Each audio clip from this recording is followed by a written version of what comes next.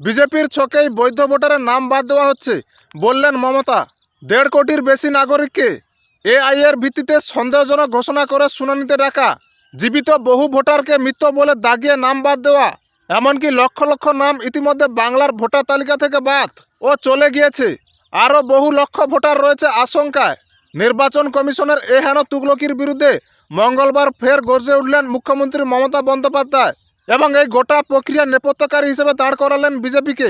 বললেন বিজেপির ছকেই নাম বাদ দেওয়ার খেলায় নেমেছে কমিশন, বিক্রি হয়ে গিয়েছে ওদের কাছে।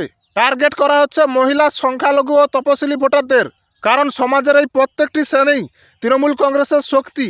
এসআইআর এর চূড়ান্ত তালিকা থেকে এদের নাম বাদ দিয়ে জয়ের দিবাস্বপ্ন দেখছে বিজেপি ও তার কমিশন। অগ্নিকন্যার চ্যালেঞ্জ বিজেপি কমিশনের যৌথ চক্রান্তও বাংলাকে দমিয়ে রাখতে পারবে না।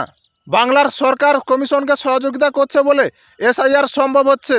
আমরা চাই এই কাজ সুষ্ঠুভাবে হোক, কিন্তু সুষ্ঠুভাবে ভোটও করাতে হবে।